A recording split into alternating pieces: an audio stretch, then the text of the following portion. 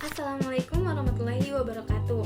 Saya Novia Lendari dengan NIM 231012600546 ingin membahas modul pertemuan 1 sampai 15 dengan mata kuliah Komunikasi dan Budaya Korporat.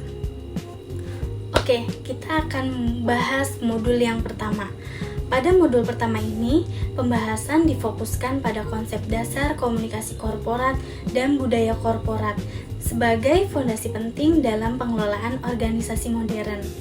Modul ini menjadi landasan awal untuk memahami bagaimana komunikasi dan budaya berperan strategis dalam membentuk citra, reputasi, serta kinerja perusahaan. Komunikasi korporat dipahami sebagai pendekatan strategis dalam mengelola seluruh proses komunikasi yang dilakukan oleh organisasi, baik komunikasi internal maupun eksternal. Artinya, komunikasi korporat tidak hanya berkaitan dengan penyampaian informasi, tetapi juga mencakup upaya membangun hubungan yang berkelanjutan dengan berbagai pemangku kepentingan seperti karyawan, pelanggan, investor, media, pemerintah, dan masyarakat luas. Dalam konteks ini, komunikasi korporat berfungsi untuk menciptakan, memelihara, dan memperkuat citra serta reputasi organisasi dalam jangka panjang. Modul ini juga menekankan bahwa komunikasi korporat merupakan bagian integral dari manajemen strategis. Komunikasi tidak lagi diposisikan sebagai fungsi pendukung, melainkan sebagai elemen utama yang mempengaruhi keberhasilan organisasi. Oleh karena itu, komunikasi korporat harus dikelola secara terencana, terintegrasi, dan konsisten di seluruh lini organisasi. Pesan yang disampaikan kepada publik eksternal harus selaras dengan nilai, visi, dan praktik internal perusahaan agar tidak menimbulkan kontradiksi yang dapat merusak kepercayaan. Ruang lingkup komunikasi korporat sangat luas. Modul ini menjelaskan bahwa komunikasi korporat mencakup berbagai aktivitas seperti pengelolaan identitas dan branding korporat, komunikasi internal kepada karyawan, hubungan media, keterlibatan stakeholder, manajemen isu dan krisis, komunikasi tanggung jawab, sosial perusahaan, hingga komunikasi digital dan media sosial.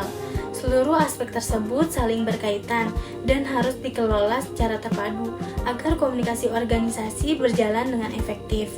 Selain komunikasi korporat, modul ini juga membahas budaya korporat.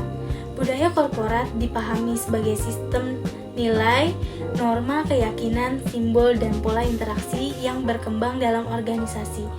Budaya tidak hanya dimiliki oleh organisasi, tetapi dibentuk, dinegosiasikan, dan dipelihara melalui proses komunikasi yang berlangsung secara terus-menerus. Bahasa yang digunakan, cerita organisasi, ritual kerja, serta simbol-simbol perusahaan menjadi sarana utama dalam membentuk budaya.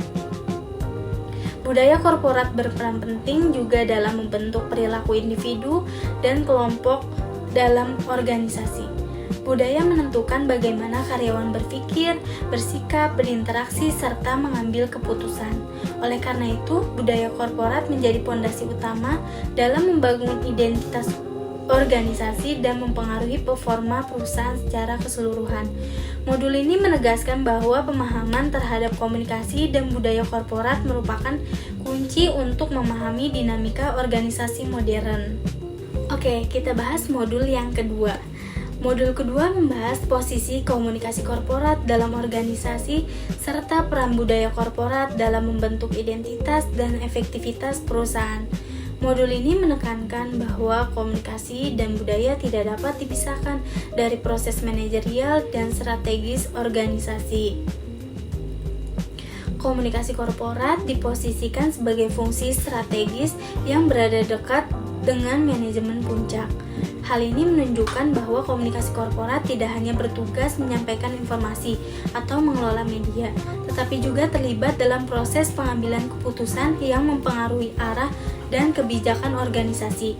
Komunikasi menjadi alat manajemen untuk mengartikulasikan visi, misi, dan nilai dan strategis kepada seluruh stakeholder. Dalam perspektif teori sistem, organisasi dipandang sebagai sistem terbuka yang terus berinteraksi dengan lingkungannya.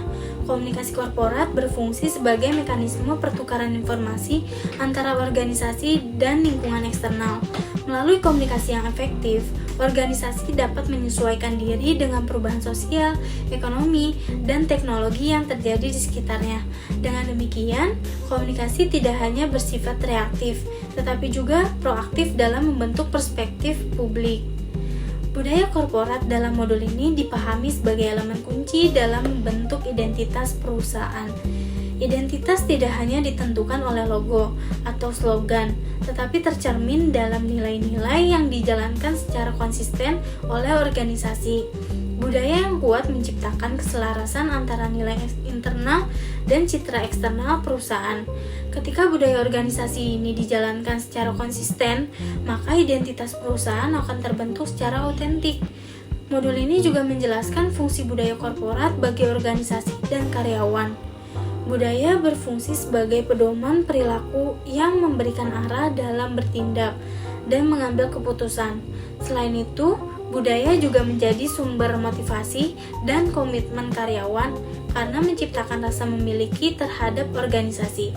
Budaya juga berfungsi sebagai alat integrasi yang menyatukan individu dengan latar belakang yang berbeda ke dalam suatu kerangka yang nilai yang sama.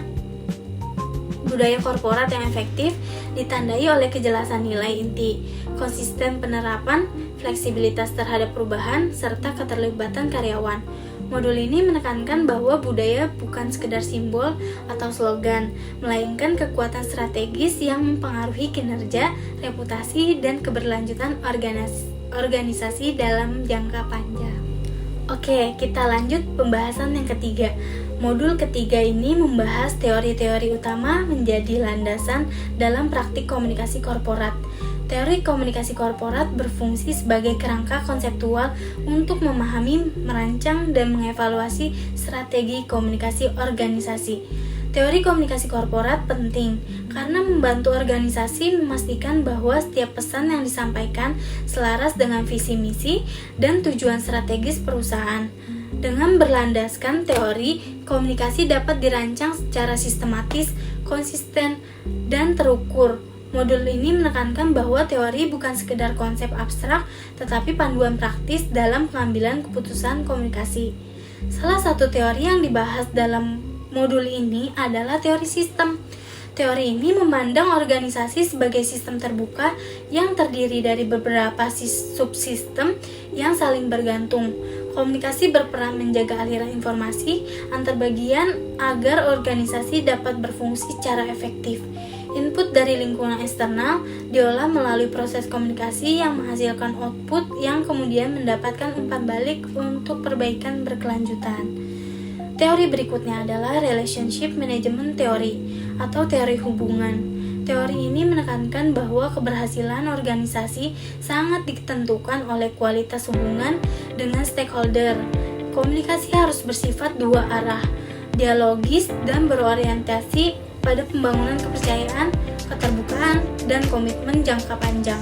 Selain itu, modul ini juga membahas teori manajemen reputasi. Reputasi dipandang sebagai aset strategis jangka panjang yang terbentuk dari konsistensi antara identitas, perilaku, dan komunikasi organisasi. Reputasi yang kuat dapat melindungi organisasi saat menghadapi krisis dan meningkatkan kepercayaan publik. Secara keseluruhan, modul ini menegaskan bahwa penerapan teori komunikasi korporat ini sangat penting dalam membangun citra positif, menjaga reputasi, serta memperkuat hubungan dengan stakeholder. Oke, kita lanjut pembahasan yang keempat. Modul keempat ini membahas berbagai teori budaya korporat yang menjelaskan bagaimana budaya terbentuk, dipertahankan, dan diubah dalam organisasi. Modul ini memberikan pemahaman teoritis yang mendalam mengenai dinamika budaya dalam organisasi. Salah satu teori utama yang dibahas adalah teori Three Level of Culture dari Edgar Schein. Teori ini membagi budaya organisasi ke dalam 3 tingkat. Yang pertama itu artefak, yang kedua nilai yang dianut, dan yang ketiga ada asumsi dasar. Artefak merupakan hal yang terlihat seperti simbol dan ritual organisasi. Nilai yang dianut mencerminkan prinsip dan tujuan organisasi, sedangkan asumsi dasar merupakan keyakinan mendalam yang sulit diubah. Modul ini juga menekankan bahwa perubahan budaya yang hanya menyentuh artefak tanpa mengubah nilai dan asumsi dasar cenderung tidak bertahan lama. Oleh karena itu, perubahan budaya harus dilakukan secara menyeluruh. Teori lain yang dibahas adalah corporate culture dari Dill dan Kennedy yang mengklarifikasikan budaya organisasi berdasarkan tingkat risiko dan kecepatan umpan balik. Selain itu, competing value framework dari Cameron dan Quinn menjelaskan 4 tipe budaya organisasi, yaitu clan, advocacy, market, dan hierarki. Setiap tipe budaya memiliki karakteristik dan pola komunikasi yang berbeda. Pemahaman terhadap teori-teori ini membantu organisasi merancang strategi komunikasi dan kepemimpinan yang selaras dengan budaya yang ada. Selanjutnya, modul yang kelima. Modul yang kelima ini membahas keterkaitan antara identitas, merek, citra, dan reputasi dalam konteks komunikasi dan budaya korporat. Keempat konsep ini saling berhubungan dan tidak dapat dipisahkan. Identitas korporat merupakan jati diri internal organisasi yang mencerminkan nilai, visi, misi, dan budaya perusahaan. Identitas menjadi fondasi utama dalam pembentukan citra dan reputasi. Merek merupakan representasi strategi dari identitas yang dikomunikasikan kepada publik untuk menciptakan diferensiasi dan loyalitas. Citra adalah persepsi publik terhadap organisasi yang terbentuk melalui pengalaman, komunikasi, dan pemberitaan media. Citra ini bersifat subjektif dan dapat mengubah seiring waktu. Reputasi ini merupakan penilaian jangka panjang terhadap konsistensi dan kredibilitas organisasi. Modul ini juga menekankan bahwa ketidaksesuaian antara identitas internal dan pesan eksternal dapat merusak citra dan reputasi. Oleh karena itu, mengelola identitas, merek, citra, dan reputasi harus selaras dengan budaya korporat agar kepercayaan publik dapat terjaga secara berkelanjutan. Selanjutnya kita akan membahas modul yang keenam. Modul ini menetapkan prinsip fundamental bahwa kesuksesan organisasi modern ini dicapai melalui keterpaduan strategi yang erat antara 3 komponen utama. Yang pertama adalah ada perencanaan strategi korporat, yang kedua ada strategi komunikasi, dan yang ketiga ada budaya korporat. Perencanaan strategi korporat yang mencakup penetapan tujuan jangka panjang dan alokasi sumber daya, seperti yang dijelaskan oleh Candler 1962, harus penuhnya didukung oleh strategi komunikasi. Fungsi komunikasi korporat bukan hanya sekedar teknis, melainkan berperan penting sebagai instrumen manajemen yang menerjemahkan visi, misi, dan nilai-nilai inti perusahaan secara konsisten kepada semua stakeholder. Menciptakan koherensi pesan atau one voice. Proses perencanaan komunikasi ini bersifat sistematis, meliputi identifikasi dan analisis mendalam terhadap audiens yang relevan, perencanaan pesan yang persuasif, pemilihan saluran yang optimal, dan penetapan metrik untuk mengevaluasi dampak terhadap tujuan bisnis. Lebih dari itu, modul ini menekankan bahwa strategi komunikasi harus bekerja selaras dengan budaya korporat yang merupakan sistem makna bersama, nilai dan keyakinan, penguatan nilai-nilai inovasi dan kolaborasi melalui budaya korporat untuk menjadi landasan krusial untuk membangun keunggulan kompetitif yang berkelanjutan dan untuk meningkatkan partisipasi karyawan serta mendorong adaptabilitas organisasi di tengah dinamika pasar yang terus berubah. Oke, selanjutnya kita bahas modul yang ketujuh. Penelitian dan pengukuran komunikasi korporat untuk memastikan komunikasi korporat berjalan efektif dan akuntabel. Modul ini menegaskan pentingnya penelitian dan pengukuran komunikasi korporat sebagai fondasi strategis. Penelitian didefinisikan sebagai proses sistematis untuk mengumpulkan, menganalisis, dan menafsirkan data tentang proses, pesan, dan dampak komunikasi yang berfungsi sebagai mekanisme penjamin mutu atau quality asuransi. Brunik dikutip dalam Argenti 2020, tujuannya adalah untuk memastikan bahwa strategi komunikasi ini bersifat atau berbasis bukti, evidence based, dan berorientasi pada kinerja, bukan sekadar aktivitas.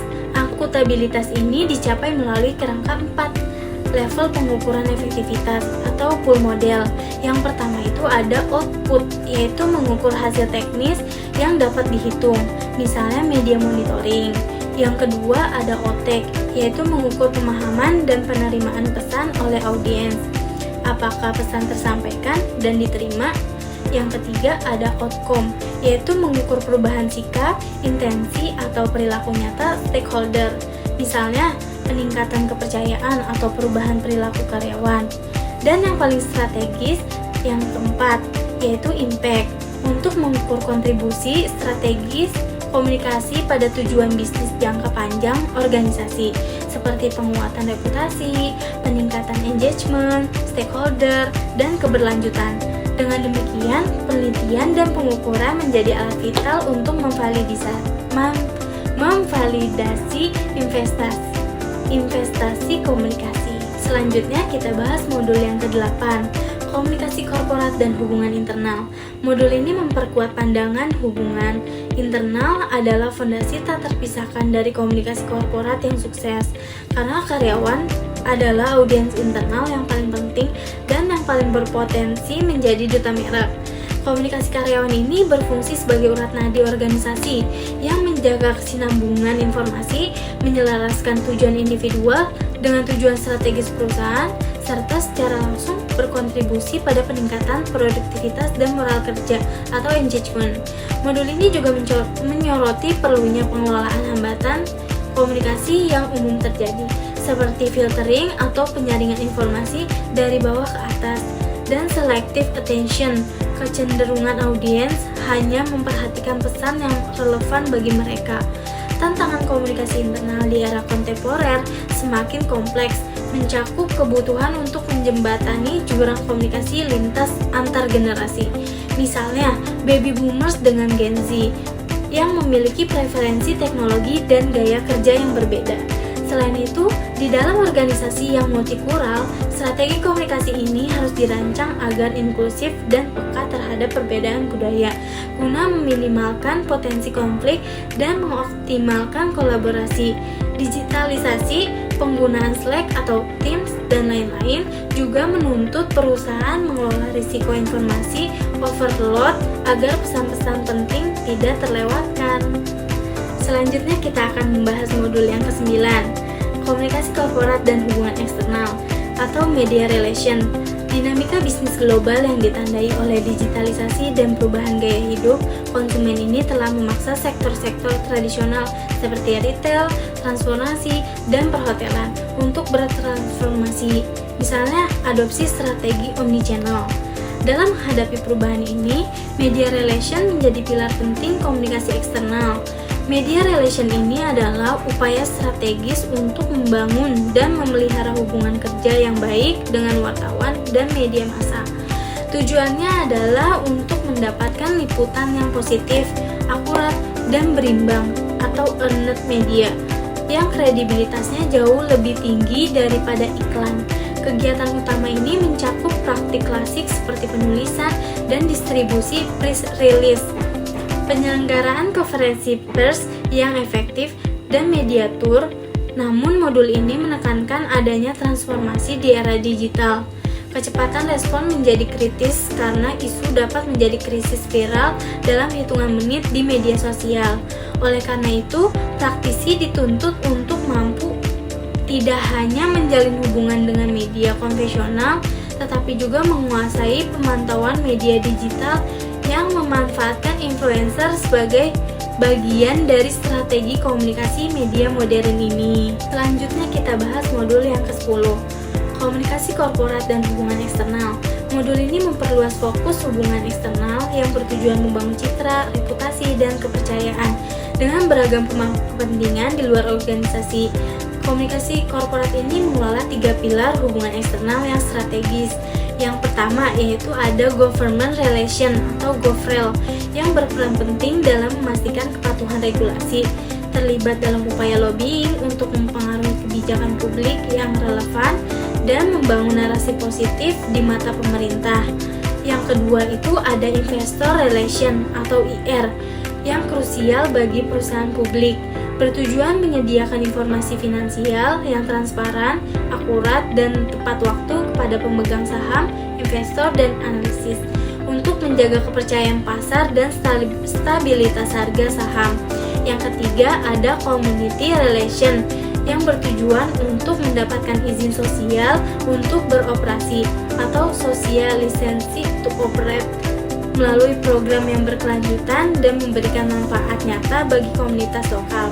Seluruh fungsi ini juga terintegrasi dengan manajemen isu, yaitu upaya proaktif untuk mengidentifikasi, menganalisis, dan merespon isu-isu publik yang berpotensi menjadi krisis, memastikan organisasi tetap relevan, dan memiliki legitimasi di mata publik. Selanjutnya kita akan membahas modul yang ke-11, manajemen konflik dalam komunikasi korporat. Modul ini menyajikan pandangan bahwa konflik dalam korporasi adalah dinamika yang tidak dapat terhindarkan dan dapat diubah menjadi peluang konstruktif jika dikelola dengan baik. Konflik timbul dari perbedaan kepentingan, tujuan, nilai, atau persepsi, dan dikategorikan ke dalam tipe-tipe seperti konflik interpersonal, intergrup, dan struktural. Kemampuan untuk mengidentifikasi penyebab konflik adalah langkah pertama menuju resolusi.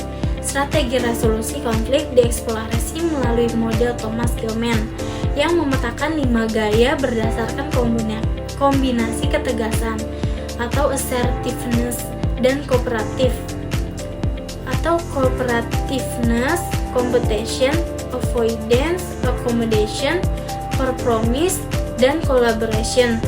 Gaya kolaborasi ini menang-menang sering dianggap ideal karena berupaya menemukan solusi kreatif yang memuaskan kedua belah pihak.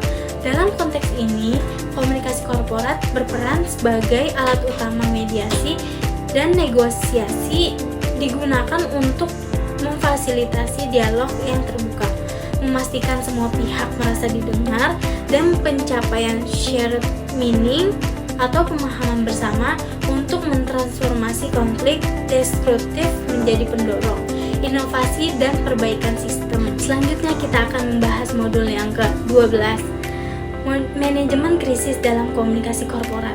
Manajemen krisis ini adalah disiplin vital yang berfokus pada respon cepat dan terencana terhadap situasi tak terduga yang mengancam reputasi, kepercayaan, dan kelangsungan operasional.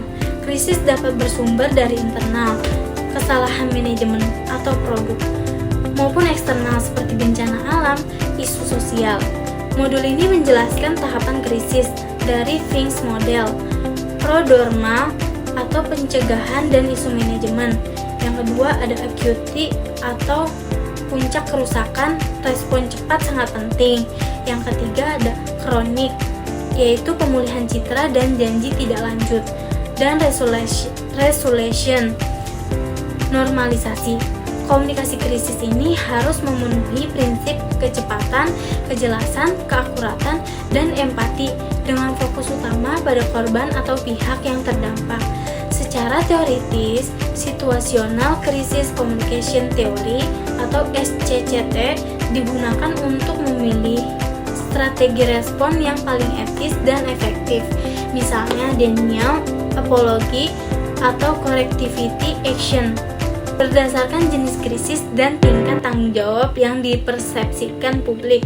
Elemen paling penting adalah penyusunan krisis, communication plan yang siap pakai, pembentukan tim komunikasi krisis yang terlatih, dan penunjukan juru bicara tunggal yang kredibel untuk menyampaikan pesan yang konsisten. Selanjutnya kita akan membahas modul ke-13, tanggung jawab sosial perusahaan atau CSR. Dalam komunikasi korporat, tanggung jawab sosial perusahaan atau CSR telah berkembang menjadi komitmen etis dan strategis yang melampaui sekadar donasi. Menurut Pyramid of CSR Carroll, perusahaan memiliki 4 tanggung jawab yang harus dipenuhi secara berurutan, dari yang paling dasar hingga yang paling tinggi.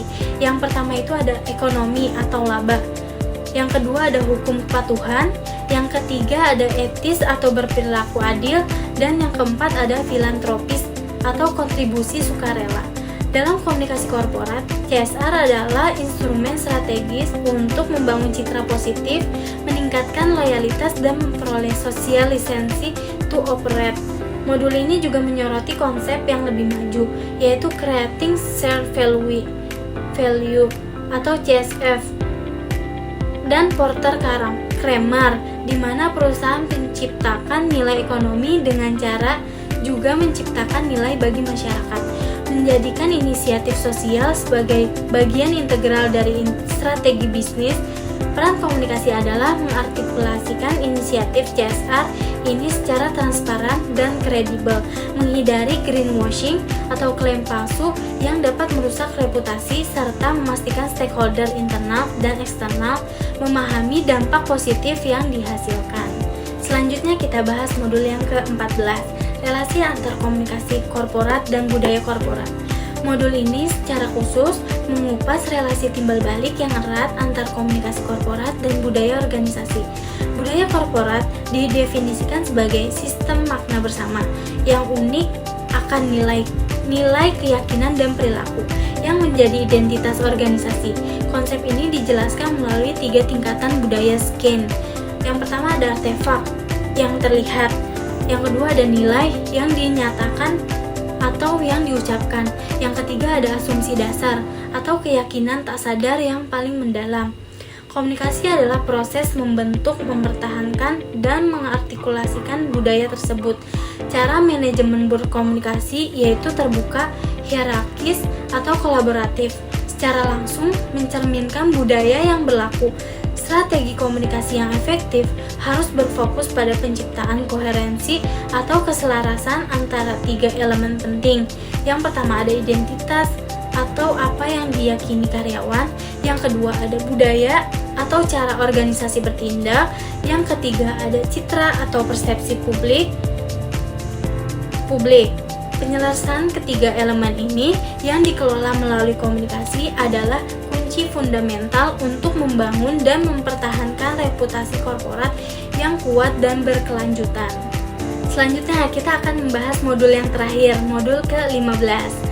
Budaya korporat dalam korporasi. Modul penutup ini memperdalam analisis budaya korporat sebagai kepribadian atau jiwa organisasi.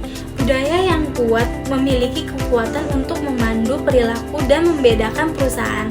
Selain model 3 tingkatan SKIN, modul ini memperkenalkan Competing Values Framework sebagai alat untuk mengklarifikasikan tipe budaya. Klan berfokus pada kolaborasi dan loyalitas. Adokrasi berfokus pada inovasi dan dinamisme. Market berfokus pada persaingan dan hasil, dan hierarki berfokus pada kontrol dan efisiensi.